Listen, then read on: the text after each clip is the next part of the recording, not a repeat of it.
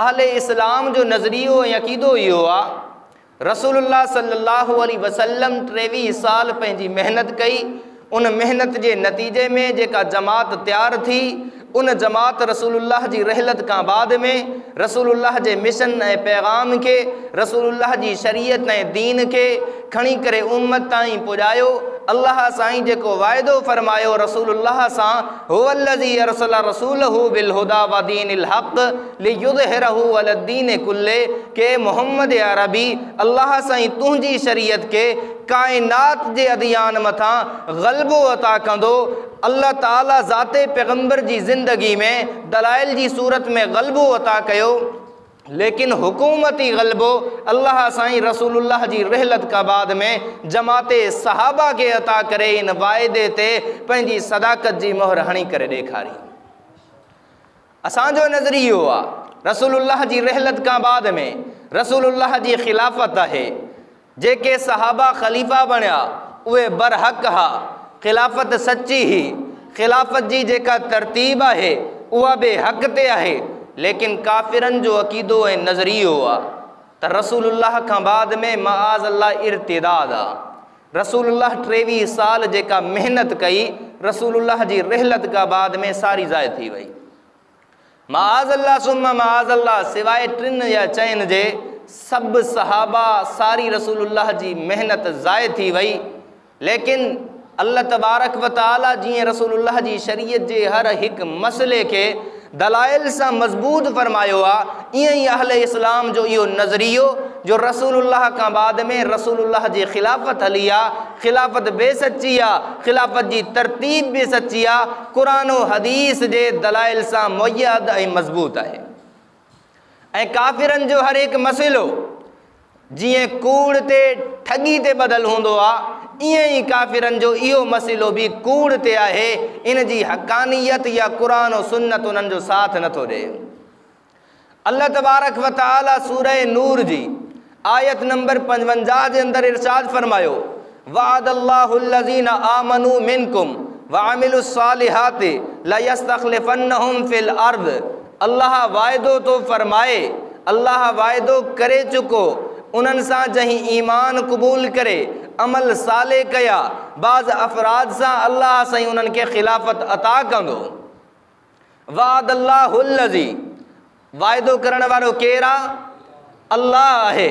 मालूम थियो रसूलुल्लाह जी रहलत का बाद में खिलाफत अबू बकर के मिले थी, वायदो अल्लाह जो, ॾियण वारी ज़ात अल्लाह जी आहे। खिलाफत उमर के मिले थी, वायदो अल्लाह जो, ॾियण वारी ज़ात अल्लाह जी आहे। खिलाफत उस्मान के मिले थी, ॾियण वारी ज़ात अल्लाह जी। हज़रत अली साईं के खिलाफत मिली, वायदो अल्लाह जो, खिलाफत अल्लाह साईं ॾिनी आहे। अॻिते फरमाई अल्लज़ीना आमनू, अल्लाह जो वायदो खिलाफत जो उन्हनि सां आहे जहीं ईमान क़बूल कयो। मालूम थियो अल्लाह ताला हज़रत अबू बकर सिद्दीक़ जे ईमान जी भी गवाही दे तो, हज़रत फारूक आज़म जे ईमान जी भी गवाही दे तो, हज़रत उस्मान जे ईमान जी भी गवाही दे तो, हज़रत अलीउल मुर्तज़ा जे ईमान जी भी गवाही दे तो। अल्लाह साईं फरमायो वामिलुस सालिहात, उहे ईमान भी कबूल करे चुका हैं, लेकिन ईमान कबूल करण का बाद में पंहिंजी सारी ज़िंदगी रसूलुल्लाह जी शरीयत जे मुताबिक गुजारे चुका हैं। मालूम थियो ईमान कबूल करण का बाद में भी रसूलुल्लाह जा मुत्तबे रहा। ऐं अल्लाह तबारक व तआला फरमायो अल्लज़ीना, सीगो जमा जो, आमनू सीगो जमा जो, मिनकुम में कुम जमा है, व आमिलुस सालिहात जमा है। मतलब वाज़े थी वियो खिलाफत जो वायदो कहीं हिक सां न हो बल्कि 4 सहाबा सां हो।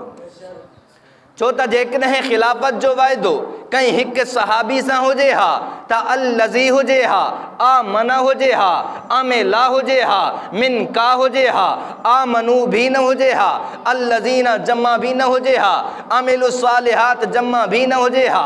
अल्लाह साईं इहो सीगो जमा जो ज़िक्र कयो, अल्लज़ीन भी जमा, आमनू भी जमा, मिनकुम में कुम ज़मीर भी जमा है, अमिलुस सालिहात में आमिलू भी जमा है।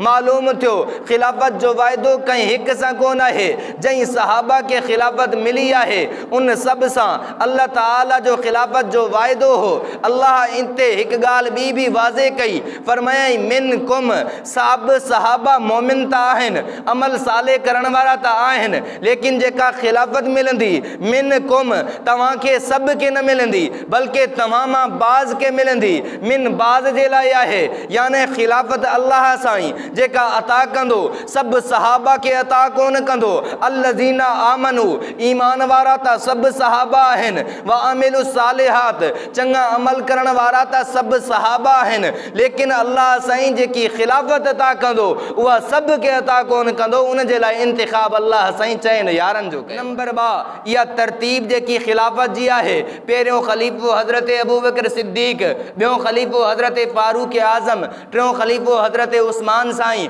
चौथों खलीफो हज़रत अली साईं यह तरतीब भी हक़ है सच है जेकॾहिं इन्ही तरतीब के मुताबिक खिलाफत न हुजे हा खिलाफत न मिले हा पहिरियों खलीफो हज़रत अली साईं बणन हा इन आयत के मुक़्तज़ा ते अमल न थे हा हज़रत अली साईं पहिरियां खलीफा थी वञनि हा अली साईं के दौर के अंदर हज़रत अबू बकर सिद्दीक भी वफ़ात करे वञनि हा हज़रत उमर साईं भी वफ़ात करे वञनि हा हज़रत उस्मान साईं भी वफ़ात करे वञनि हा पोइ खलीफा सिर्फ हज़रत अली साईं बणन हा अबू बकर भी खलीफा न थी सघनि हा उमर भी खलीफा न थी सघनि हा उस्मान भी खलीफा न थी सघनि हा ऐं अल्लाह जो क़ुरान चए थो वादल्लाहुल्लज़ीना आमनू मिनकुम अल्लाह जो वाइदो हिक सां नाहे हिक सां हिक खां घणनि सां आहे इहो तॾहिं सच थींदो जॾहिं चारों खलीफा सच हुजनि तरतीब भी हक़ हुजे।